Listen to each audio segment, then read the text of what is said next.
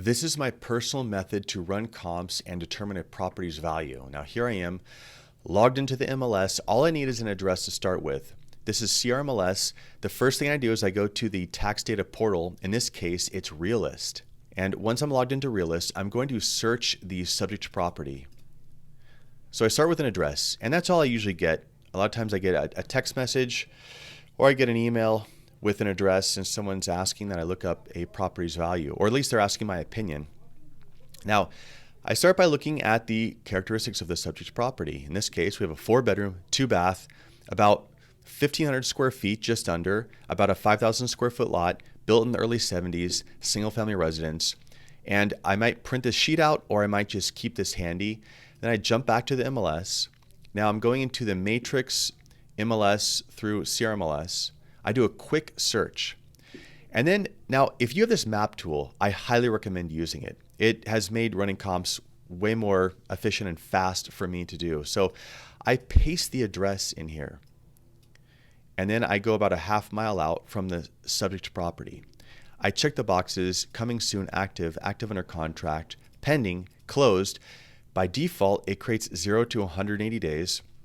Now in the past, I used to put in a zip code, and then I'd look at a map results view to narrow it down to the property. And before that, I used to use Thomas Guide grids.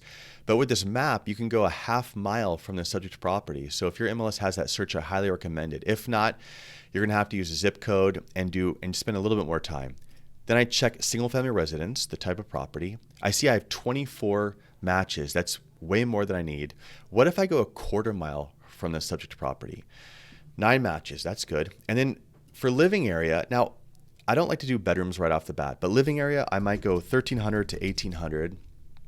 Okay, that brings me down to 4. Now that's pretty tight. That's a little bit on the lower side, but let's take a look at what the results show. Now, with results, you can look at a one-line display like this and just click and go through each one. I like this map view, which gives you a bird's eye view from above to see where relative to the subject property these other comparables are. So here with this red dot indicating the subject property.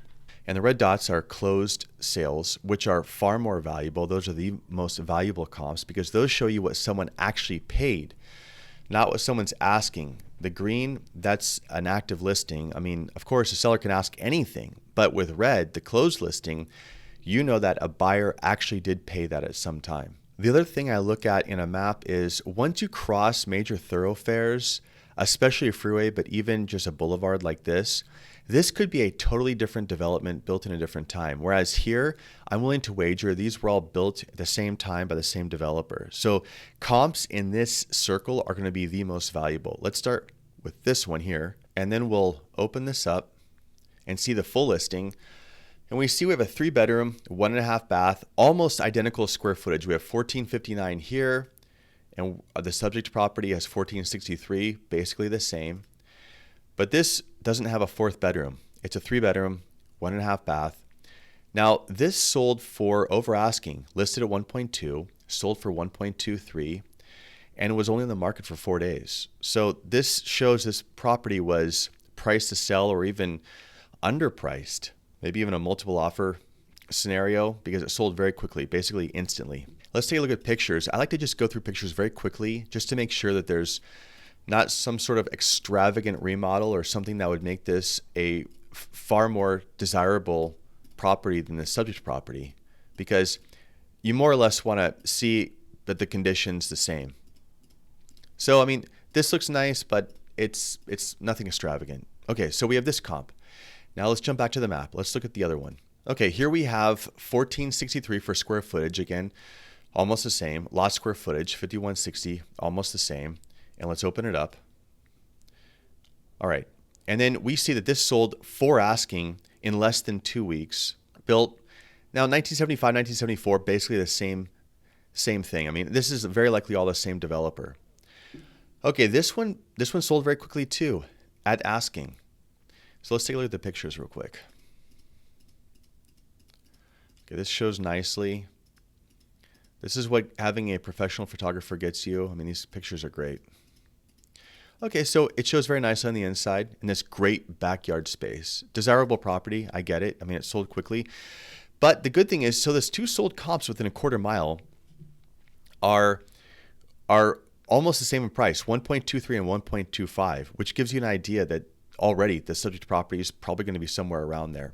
Now, the subject property is a 4-bedroom with the same square footage as these 3 bedrooms, which makes me wonder if maybe someone converted a den to a 4th bedroom or did some sort of modification and it wasn't an original 4th bedroom. Let's look at one line display. Let's jump back here and let's look at some of these active listings.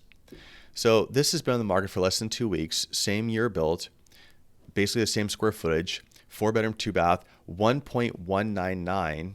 Okay, so this is listed at 1.2 basically and isn't in escrow yet. Let's take a look. It shows, you can see, already I can see that these properties are all built by the same developer and they've been upgraded or renovated over the years because these were built in the early 70s. Okay. All right. And then let's take a look at the other active listings. Okay, 1.2, 44 days on the market, almost identical square footage, 4-bedroom, 2-bath. So similar in the bedroom size. This is a larger lot. This lot's 2,000 square feet larger than the 5,000 we're looking at. We're just getting an idea of what is almost the same as a subject property.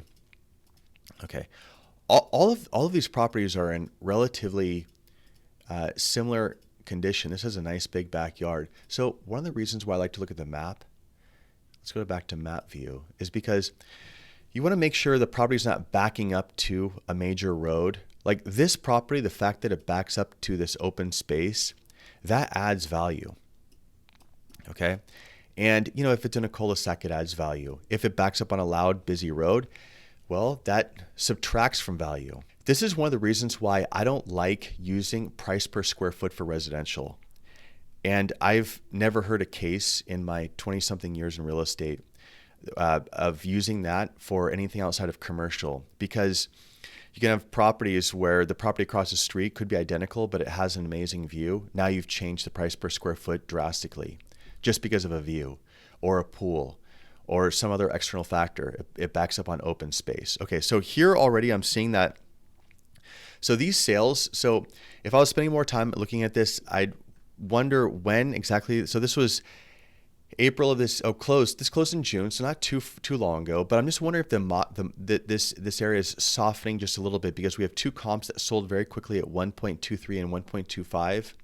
But then these 2 active listings are 1.2 sitting there for 2 weeks. And then this is 44 days on the market, 1.2, which tells me that these are who you're competing with. If you take this listing, if you go on, your subject property is going to be competing with these 2 listings. So if you list for 1.2 as a listing agent, then you need to have something that makes your subject property better than these. This one is a 7,000 square foot lot, so it has that larger lot. Is your property so much better that if someone that had 1.2 million to spend in this neighborhood, would they choose yours? Always think about it. And I tell this to sellers all the time. If you had 1.2 and you walked in your neighborhood, which one of these properties would you buy? Because that's what any buyer's thinking. They want to stretch their 1.2 for the most they can get. Does one of these homes have a pool? Or the oversized lot may be great for someone. If one of these backs up to a preserve or open space, that's going to have an advantage. Does your property have an advantage? Let's go a half mile out just to get an idea. Now we have 11 matches. Let's look at the map again. So we already know that we're in the 1.2 ballpark with this subject property. Now, ideally, I would know what the subject property is like. Was it recently remodeled? Was it completely redone, or is everything original? That's when asking questions and visiting the property plays a significant factor. That's why an appraiser will go to the property. But keep in mind that, I used to do broker price opinions for a national servicer for years. I would do paid broker price opinions, and I would see appraisals, and I'd sell the properties. And appraisals should be taken with a grain of salt, because appraisals they're an educated guess as to what a buyer would pay. The only thing that really determines the value is what a buyer is willing to pay, period. What factors are taken into consideration by a buyer that's going to pay the money. Appraisals don't matter. They're just an educated guess. And so is a broker price opinion. But if you're a broker that's trying to move property and you've looked at this, and you spend a lot of time thinking about it, you know, and the best indicators are these closed sales. Now see how there's this space here, and I mean, even the roofs look differently. I mean, you have these tile roofs over here. I won't even use this comp. This comp's no good because it's from a whole different development. And I guarantee you this is built in a, this is, totally different construction, built in a different year. This comp's worthless. That's why going close as possible is best. This one might be okay. See, I don't like this one because you cross the road, and you could use this. I mean, it's not terrible. 4-bedroom, 2-bath. 1.23. Let's take a look at it real quick. This sold over asking within less than a week. This was built around the same year. This is actually a good comp because this is the same idea, single level, built 74, 75, same idea. If it's 1 year, it's the same thing. Larger square footage, 1.235. When did it sell?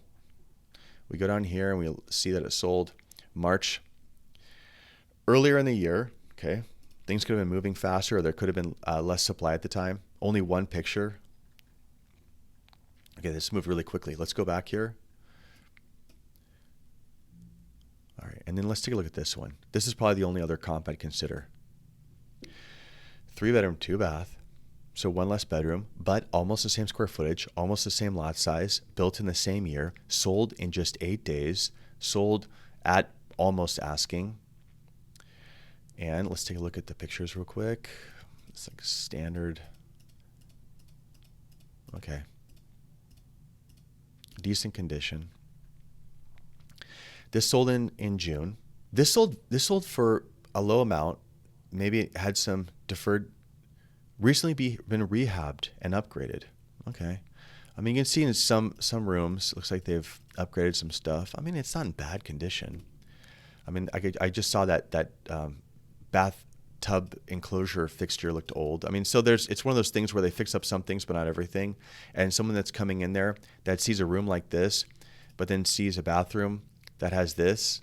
I mean, this already, yes, you can replace a countertop and the cabinet, the vanity, but I mean, this still looks terrible right here.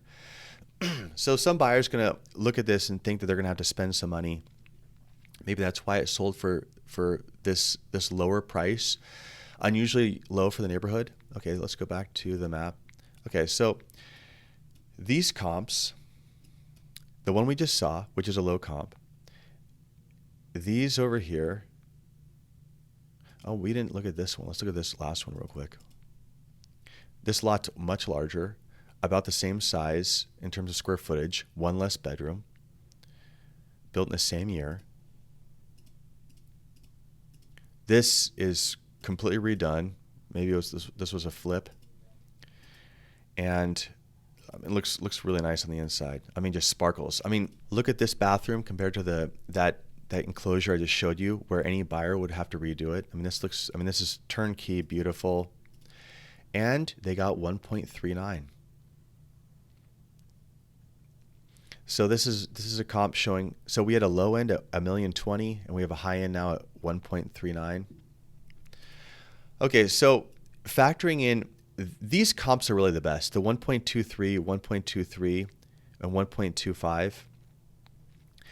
Those are the best comps. The two active listings at 1.2 and 1.199 are they give you an indicator that there may be some softening at this moment for some reason. The question is, given that these are listed at the same price, I mean, this person put it $100 less, so they'd be less expensive than that because these two listings are competing with each other, but they're both 1.2. The question is, and one's on here for 44 days. The question is, if you're this property, just not even 10 homes down or something like that, are you that much better where you can list at 1.2 and move faster than these? If not, you're going to have to list lower because these aren't moving right now. Now, if I were to list this property, I would call these agents and ask them what sort of activity they've had. I'd introduce myself.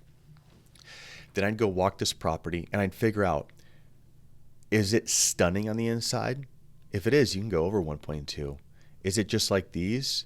You can go 1.2 or 1.15. But that's where you're going to be. You're going to be in this area. So without seeing this property in person, I would say it's probably worth around 1.15, maybe 1.2, but it's going to be somewhere in that arena. Now, of course, doing a drive-by, which is what, when I did broker price opinions, a lot of times I couldn't even enter a property. So I had to go on by the exterior. But if I could go in the property, I'd know much better. But I mean, these two properties are virtually, well, in terms of their value, they're identical in terms of placement. But one has a 7,000 square foot lot, so these could have an advantage over this property. So I'd say somewhere around the 1.15 range, and then I would dig a little further if I wanted to get a number I felt more confident about. But if you're going to go to a listing appointment, you're going to be able to go and tour the property, and you're going to print these out or email these to your client, and you're going to explain exactly what they're competing with. You know, determining value isn't about trying to convince someone. It's about trying to have a educated conversation and explain to them so they have the same data in front of them that you do, and they can come to the same idea that you do. Because if you just take them through this walk and you explain that, you know, if there are two identical properties listed at the same amount, but there are other ones that have sold for more and less, and you explain why, then a reasonable person, which isn't guaranteed, would come to the same general idea about value as you. And you can always test the market and reduce. Ultimately, and as I say this as someone that's seen so many listings, if you list too low, you are likely going to get an offer right away or multiple offers. If you list too high, it'll be crickets. And so that's how I get value. And you may not love this method, but it works. It's my tried and tested method on how to determine value. I hope you found this helpful. I just wanted to share for what it's worth. Thank you for watching.